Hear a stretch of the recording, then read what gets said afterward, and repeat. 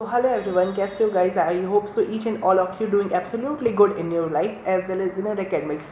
But ये बहुत ही कहीं ना कहीं मैं कहूँ तो एक critical time for each and every student those who are appearing in class 10th in this year, because अब आप लोगों का भी कोई गारंटी नहीं है कि अब आप लोगों का पेपर चेक कैसे होगा।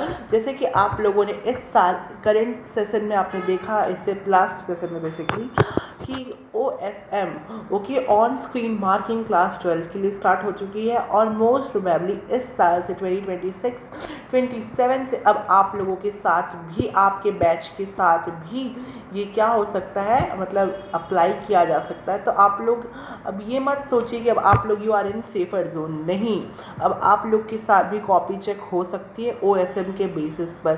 2026 और 27 के सेशन की बात कर रहा हूँ मैं, तो इसलिए अब आप लोगों को वेल प्रिपेयर्ड होना होगा एनी हाउ, नहीं तो आपके नंबर कट सकते हैं। ओके एंड बहुत ही बेकार लगता है जब एट द एंड रिजल्ट आता है। तो अब आप लोग के ऊपर डिपेंडेंट है कि आप लोग कैसे भी करके अपना सिलेबस एनी हाउ 6 मंथ्स के अंदर ख़त्म कर दो। नाउ इट्स जून हमारा स्टार्ट हो चुका है। जून के बाद हम लोग अब आगे बढ़ते हैं और देखते हैं कि क्या प्लानिंग रहने वाली है हम सभी की, बिकॉज बहुत ही ज़्यादा इम्पॉर्टेंट है। अगर अभी आप लोग नहीं पढ़ोगे, स्टार्ट नहीं करोगे, अभी भी देर नहीं होगी, बट लास्टली करोगे तो फिर आपके पास कोई भी प्रैक्टिस करने का कोई भी एक मौका, एक मिनट आपका वेस्ट होता जाएगा, आपको पता नहीं चलेगा। ओके तो सैम्पल पेपर PYQ करने का आपके पास बिल्कुल टाइम नहीं रहेगा, तो एटलीस्ट स्टार्ट कर दो। अभी से स्टार्ट करोगे, धीरे धीरे करते करते क्लास 10 का सिलेबस साइंस का ख़त्म हो जाएगा, बिकॉज साइंस का सिलेबस ईजी नहीं होता। I know that because I was in class 10 and मैंने भी 3 से 4 महीने में ख़त्म करा था सिलेबस, बट वो बहुत ही ज़्यादा पैनिक मोड होता है और बहुत ही अच्छा गेन मैं नहीं कर पाया था क्लास 10 में, मैं रियलिटी बताऊँ तो। बट मैंने सिलेबस ख़त्म करा था जैसे तैसे करके, बट क्लास 10 का सिलेबस इतना बड़ा नहीं होता कि आप ख़त्म ही ना कर पाओ। जब आप 11th और 12th में आओगे तो आपको क्लास 10th की साइंस हो या मैथ्स, आपको सिलेबस बहुत ही ईजी लगेगा क्लास 9th और 10th का। ओके सो फटाफट से अब आगे बढ़ते हैं। 10th का साइंस का सिलेबस कैसे ख़त्म करना है फ्रॉम जून। अभी आपके पास you have June, July, August, September, October, November. Okay नवंबर तक एनी हाउ आपको सिलेबस खत्म कर देना है, because from December you have to start your practicing sample paper PYQs। Okay तो फटाफट से आप स्टार्ट करते हैं। तो अब हम लोग यहाँ पे डिस्कस करने वाले हैं कि 6 महीनों के अंदर एनी हाउ आपको ख़त्म कर देना है 2026-27 का साइंस का सिलेबस। गाइस साइंस का सिलेबस आपको एनी हाउ ख़त्म कर देना है 6 महीनों में क्लास 10th की साइंस। ओके बहुत ही ज़्यादा डिफ़िकल्ट नहीं है। हाउ टू कंप्लीट ये क्वेश्चन मार्क है, इसका आंसर आज मैं आपको दूंगा। ओके सो यहाँ पे अब आप लोग क्या कर दो, अपने टाइम को सब्सटीट्यूट कर दो। क्या करना है, हमने सब्सटीट्यूट करना है इन 2 मंथ्स। ओके 2 मंथ के पैर में आप लोगों को क्या कर देना है, अपने टाइम को सब्सटीट्यूट कर देना है 2 महीने में। तो केमिस्ट्री के लिए आपको देने हैं 2 महीने, okay for bio also 2 month, and physics के लिए भी आपको 2 महीने ही देने हैं। 2 महीने इनफ है, आपके 2 महीने मिल करके 6 मंथ बनाते हैं। ओके आप इसको 6 महीने में ईजिली ख़त्म कर दोगे और 2 महीने पर पोर्शन कम नहीं है। ओके सो ओवरऑल आप 6 मंथ में आप कवर अप कर सकते हो, 6 महीनों में आप एनी हाउ कवर कर लोगे। अब ये आपको कैसे करना है, देखो 2 महीने हमने सब्सटीट्यूट कर दिया। स्टार्टिंग के 2 महीने अब आपने पढ़ना है केमिस्ट्री।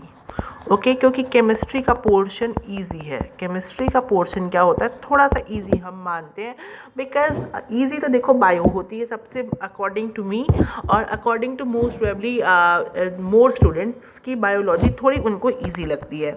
ओके बायो उनको थोड़ी इजी लगती है as compare to chemistry and physics. Okay but जो हमारे पास बायो का सिलेबस है इसमें 5 चैप्टर्स हैं और ये जो चैप्टर्स हैं इसके लेंदी हैं। बायो के जो चैप्टर्स होते हैं बहुत ही लेंदी होते हैं। बायोलॉजी का जो पोर्शन होता है उसमें 5 चैप्टर्स होते हैं, देयर आर 5 चैप्टर्स और लेंदी होती है बायो।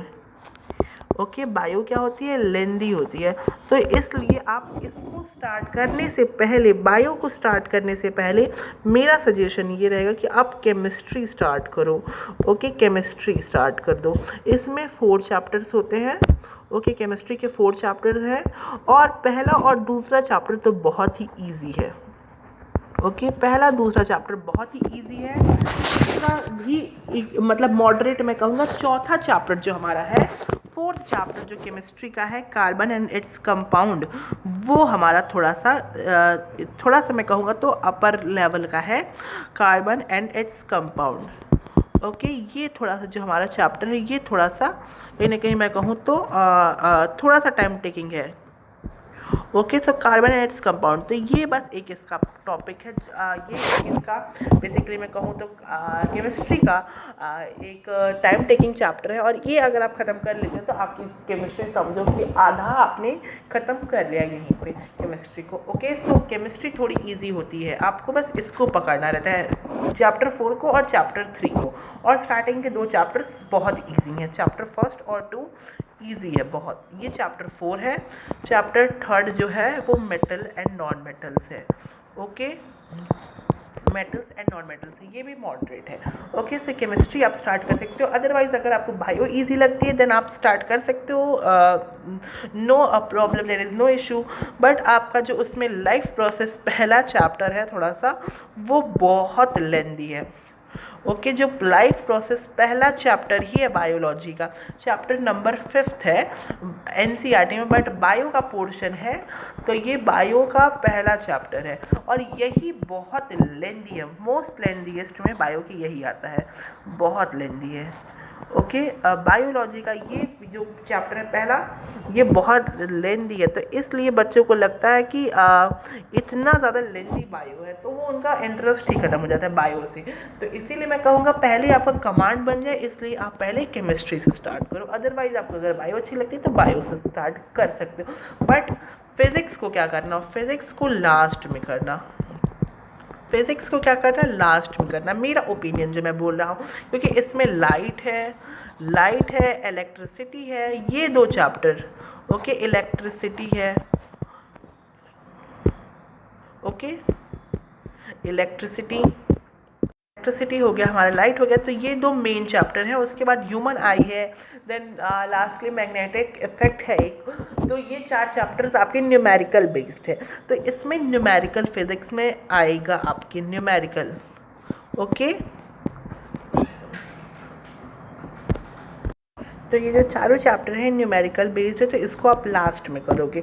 ओके, पहले केमिस्ट्री देन बायो और फिजिक्स में से कोई एक आप कर सकते हो। Okay, I hope so clear हो चुका होगा। तो ये 2-2 मंथ्स में आपको डिवाइड करके करना है। दिसंबर में क्या करेंगे, सैम्पल पेपर, और जनवरी में क्या करेंगे, PYQ। I hope so clear हो चुका होगा और इस तरीके से आपका पेपर साइंस का कंप्लीट हो जाएगा। I hope so this is the helpful for you and this is the end of the video. Thank you for watching till the end. Okay, thank you very much, and please like, share and subscribe our YouTube channel. Okay, subscribe and like and share. I hope so this is helpful for you. Thank you and bye bye for watching till the end.